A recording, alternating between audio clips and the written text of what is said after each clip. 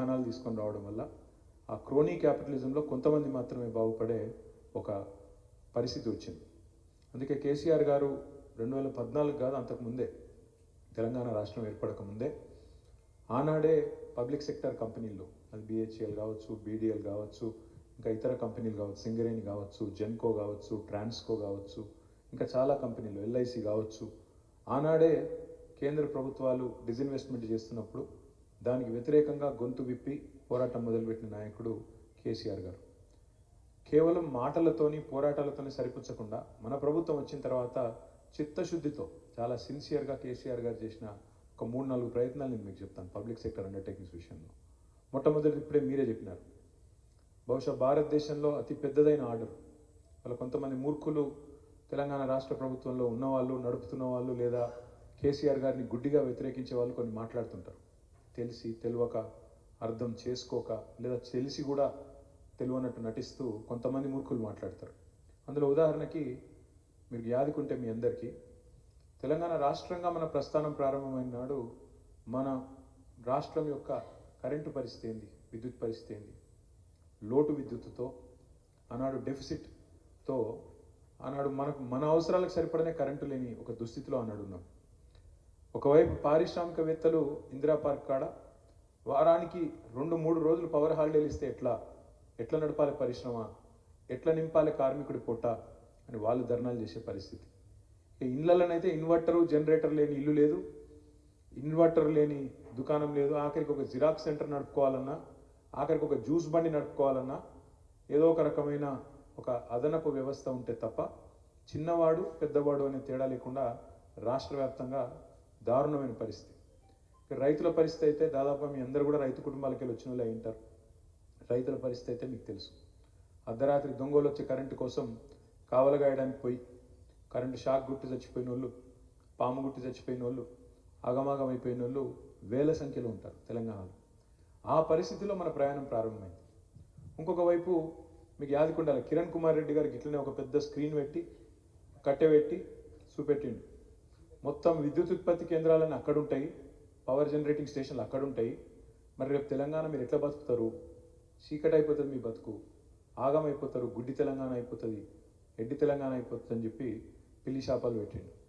ఆ పరిస్థితిలో కేసీఆర్ గారు ముఖ్యమంత్రిగా బాధ్యతలు తీసుకున్నారు. తీసుకున్న తర్వాత కేసీఆర్ గారు తీసుకున్న మొట్టమొదటి సమావేశం ఎలక్ట్రిసిటీ డిపార్ట్మెంట్ సంబంధించి.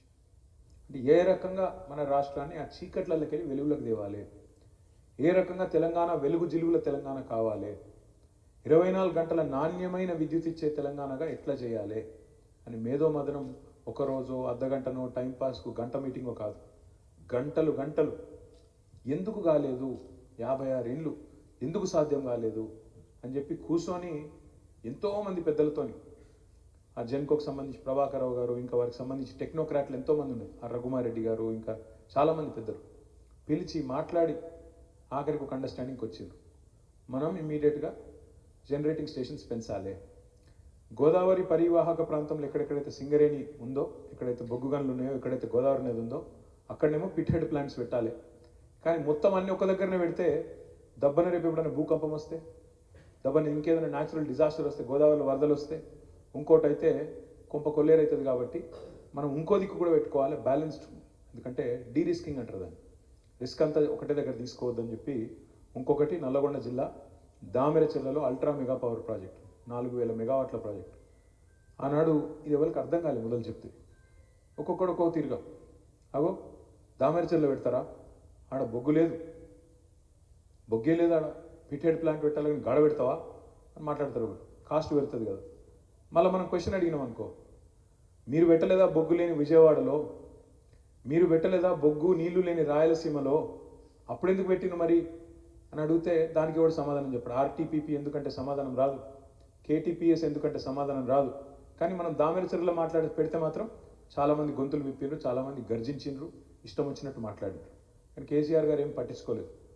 7700 ఇన్స్టాల్డ్ కెపాసిటీతో ప్రారంభమైన మన ప్రయాణం 2014లో ఇవాళ ప్రతి తెలంగాణ బిడ్డ గర్వంగా చెప్పొచ్చు, బ్రహ్మాండంగా 25,000 మెగావాట్లకు ఈరోజు తీసుకొని పోయింది మన కేసీఆర్ గారి నాయకత్వం.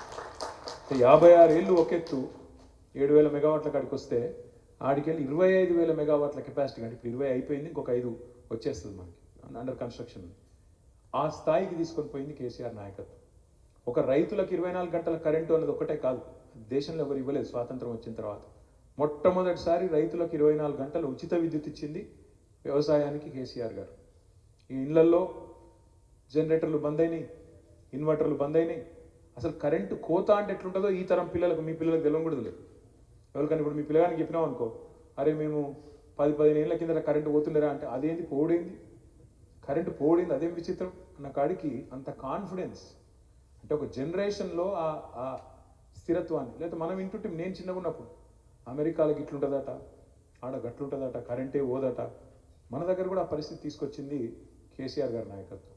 అయితే మీకు తెలుసు, మనం కూడా ఒక రాజకీయ పార్టీ నడుపుతున్నాం. సహజంగానే మా మీద కూడా ఒక పార్టీ నడపాలన్నప్పుడు, రాజకీయాల్లో ఉన్నప్పుడు ఒత్తిళ్ళు ఉంటాయి.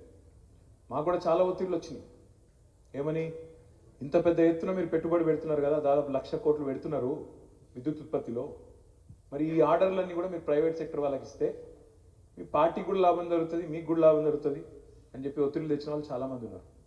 కేసీఆర్ గారు ఎంత గట్టి నాయకుడు అంటే, ఎవరు ఏ రకమైన ఒత్తిడి తెచ్చినా చాలా సింపుల్గా ఒకటే మాటలు కొట్టి పారేసిండు. ఉద్యమంలో నేనే చెప్పినాయా పబ్లిక్ సెక్టర్ అండర్టేకింగ్ కంపెనీలకి, ఎట్టి పరిస్థితుల్లో నేను పబ్లిక్ సెక్టర్ అండర్టేకింగ్కి ఇస్తా అని చెప్పినట్టే జెన్కోనే చేయమన్నాడు, మొత్తంగా జెన్కోనే నడుపుమన్నాడు, బిహెచ్ఈఎల్కి ఆర్డర్లు ఇచ్చిండు. ఇలా దాని మీద కేసీఆర్ మీద ఎంక్వైరీ చేస్తాను. ఎందుకు బిహెచ్ఈఎల్ను బతికించినందుకు, మీరేమో కేసీఆర్ బిహెచ్ఈఎల్ను బతికించిందని మీరు అంటున్నారు. ఇలా దాని మీద కేసీఆర్ మీద ఒక ఎంక్వైరీ నడుస్తాను. నువ్వు ఎందుకు చంపలే బిహెచ్ఈఎల్ను, చంపకుండా ఎందుకు కాపాడినావు? పబ్లిక్ సెక్టర్ను చంపేయాలి కదా, మనము చంపేసి ప్రైవేట్ వాళ్ళకి సంపద పెంచాలి కదా, అదానీలు అంబానీలను కుబేర్లను చేయాలి, నువ్వెందుకు బిహెచ్ఈఎల్ను బతికించినావు, నువ్వెందుకు జెన్కోన్ బతికించినావు అని ఇలా కేసీఆర్ మీద ఎంక్వైరీ నడుస్తుంది. ఇది వాస్తవం, ఇది అక్షర సత్యం. కానీ ఒక బిహెచ్ఈఎలే కాదు కేసీఆర్ గారు కాపాడింది. మీరు దయచేసి యాద పెట్టుకోండి. సింగరేణి మనం వచ్చినాడు ఎట్లుండే, ఇవాళ ఎట్లుందో ఒకసారి చూడండి. చరిత్రలో ఎన్నడూ లేనంత పెద్ద ఎత్తున లాభాలు. జనరల్గా ఒక అపప్రద ఉంది పబ్లిక్ సెక్టర్ కంపెనీల మీద. పబ్లిక్ సెక్టర్ కంపెనీలు ప్రైవేట్ రంగంతో పోలిస్తే అండర్ పర్ఫార్మింగ్ అంటారు. మీరు చూడండి, చాలామంది కేంద్ర మంత్రులు కూడా మాట్లాడేటప్పుడు టక్ మన అనిస్తారు, ఏం చేస్తామండి మనం వాళ్ళతో పోటీ పడలేకున్నాం ప్రైవేట్ రంగంతో. కానీ గుర్తు తెచ్చుకోండి, సింగరేణి కేసీఆర్ గారి నాయకత్వంలో హైయెస్ట్ పిఎల్ఎఫ్ ఉన్న థర్మల్ పవర్ స్టేషన్ ఎక్కడుండే అంటే మన సింగరేణి థర్మల్ పవర్ స్టేషన్ 84-90% పిఎల్ఎఫ్తో నడిపించిండు